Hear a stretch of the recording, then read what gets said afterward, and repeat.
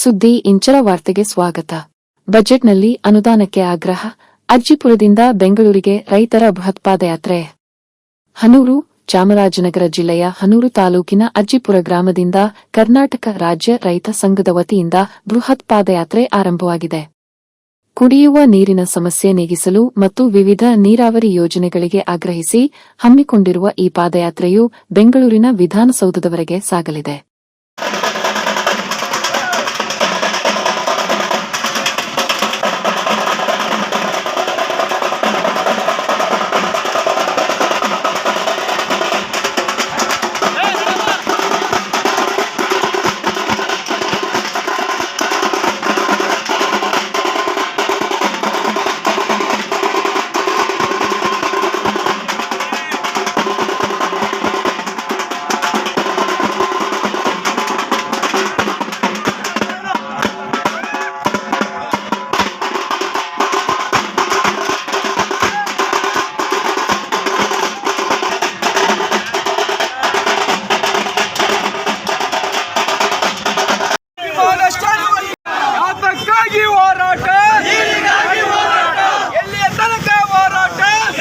ಅದಕ್ಕೆ ನಾವು ಪಾದಯಾತ್ರೆ ಮಾಡ್ತೀವಿ. ಅರ್ಥ ಆಯ್ತು. ಶಕ್ತಿಯಿಂದಾಗಿರೋದ್ರಿಂದ ಕುಡಿಯೋ ನೀರಿಗಿರುವಂಥದ್ದು ಜನಾಂದೋಲನಗಳ ಮುಖಾಂತರನೇ ಸರ್ಕಾರ ಮಣಿಸಬೇಕು ಅಂತ ಇವತ್ತು ಹೊರಟಿದ್ರಿ. ಇದಕ್ಕೆ ಗೆದ್ದೇ ಗೆಲ್ತೀರಿ, ಜಯ ಆಗುತ್ತೆ. ಈಗಾಗಲೇ ನಮ್ಮ ಮಂಡ್ಯ ಜಿಲ್ಲೆ ರೈತ ಸಂಘ, ರಾಮನಗರ ಜಿಲ್ಲೆ ರೈತ ಸಂಘ, ನೀವು ಪೂರ್ತಿ ಬೆಂಗಳೂರು ಬಿಡದಿ ದಾಟುವವರು ಕೂಡ ನೀವು ತಂಗಕ್ಕೆ ಊಟಕ್ಕೆ ಎಲ್ಲ ವ್ಯವಸ್ಥೆ ಮಾಡಿದ್ದಾರೆ. ಮತ್ತು ಸರ್ಕಾರಕ್ಕೆ ಈಗಾಗಲೇ ಮುಖ್ಯಮಂತ್ರಿನ ಪತ್ರ ಬರೆದಿದ್ದೀನಿ, ಜಿಲ್ಲಾ ಉಸ್ತುವಾರಿ ಸಚಿವರು ಪತ್ರ ಬರೆದಿದ್ದೀನಿ, ಮತ್ತು ನೀರಾವರಿ ಮಂತ್ರಿ ಉಪಮಂತ್ರಿಗೂ ಪತ್ರ ಬರೆದಿದ್ದೀವಿ. ಜೊತೆಗೆ ಪೊಲೀಸ್ ಕಮಿಷನರ್ಗೂ ಪತ್ರ ಬಟ್ಟು ನಾವು ಇಲ್ಲಿಂದ ಬಂದು 2ನೇ ತಾರೀಕು ಬಂದಿದ್ದೀವಿ ಅಂತ ಹೇಳಿದ್ವಿ. ರೂಟ್ ಎಲ್ಲ ಕೇಳ್ತಾ ಇದ್ದಾರೆ.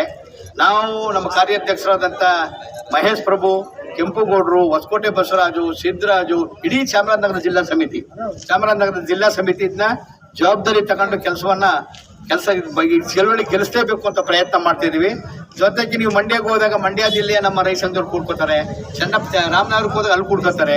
ಕೊನೇ ದಿನ ನಿಮ್ಮ ಜೊತೆಗೆ ಸುತ್ತಮುತ್ತಲ ಜಿಲ್ಲೆಗಳ ನಮ್ಮ ರೈತ ಸಂಘದ ಪ್ರತಿನಿಧಿಗಳು ಅವರು ಕೂಡ ಇದು ಒತ್ತಾಸೆ ನಿಲ್ಲಿಸ್ತಾರೆ.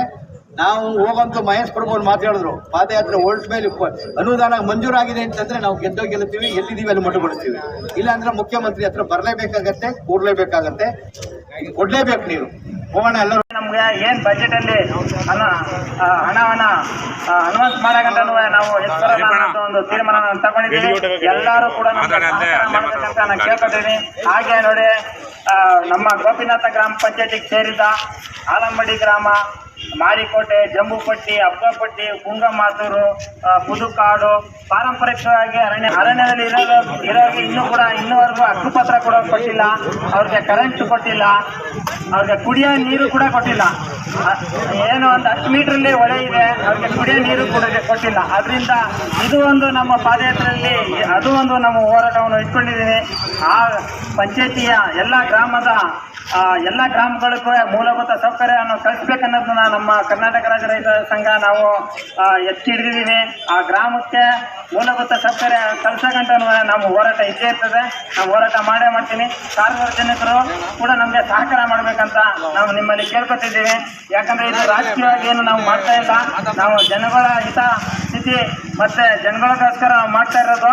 ನಮ್ಮ ರೈತ ಒಂದು ಒಗ್ಗಟ್ಟಿನಿಂದ ನಾವು ಮಾಡ್ತಾ ಇರೋದ್ರಿಂದ ಎಲ್ಲರೂ ನಮಗೆ ಸಹಕಾರ ಕೊಡ್ಬೇಕಂತ ನಾವು ಕೇಳ್ಕೊತಾ ಇದ್ದೀವಿ. ಈಗ ಪಾದಯಾತ್ರೆ ಅಜ್ಜಿಪುರ ಸರ್ಕಲ್ ನಿಂದ ಹೊರಡ್ತಾ ಇದೀವಿ. ಇನ್ನೇನು ಈಗಲಾದ್ರೂ ಕೂಡ ಎಚ್ಚೆತ್ಕೊಂಡು ರೈತರು ಇದು ಪಾದಯಾತ್ರೆ ಅಂದ್ರೆ ಆಟವಲ್ಲ, ಇದು ಕಷ್ಟ ಪಾರಂಪರೆಯಲ್ಲಿ ಹೋಗ್ಬೇಕು. ಯಾಕಂದ್ರೆ ಅಷ್ಟು ಕಷ್ಟವಾಯ್ತದೆ, ಬಿಸಿಲು ಬೇಗ ತಡೆಯಕ್ಕಾಗಲ್ಲ. ಅಂತ್ಯದಲ್ಲಿ ಅಲ್ಲಿ ವ್ಯವಸ್ಥೆ ಮಾಡ್ಕೊಂಡ್ ಬರ್ಬೇಕಾದ್ರೆ ಬೇಕಾದಷ್ಟು ತೊಂದರೆ ಅನ್ಭವಿಸ್ತಾರೆ ರೈತರು. ಅದನ್ನ ಅರ್ಥ ಮಾಡ್ಕೋಬೇಕು. ಅದು ನಾನು ಹೇಳ್ತಾ ಇರೋದು ಇಷ್ಟು ಯಾಕೆ ಹೇಳ್ತಾನೆ ಅಂದ್ರೆ, ಸಿದ್ದರಾಮಯ್ಯನು ಬೇರೆ ಇವ್ರುಗಳು ಬಂದಿರಲ್ಲ, ಆ ರೀತಿ ಬಂದಿಲ್ಲ. ನಮ್ಮ ಸಂಘಟನೆಯಿಂದ ಬಂದಿರೋಂತ ಒಂದು ವ್ಯಕ್ತಿ.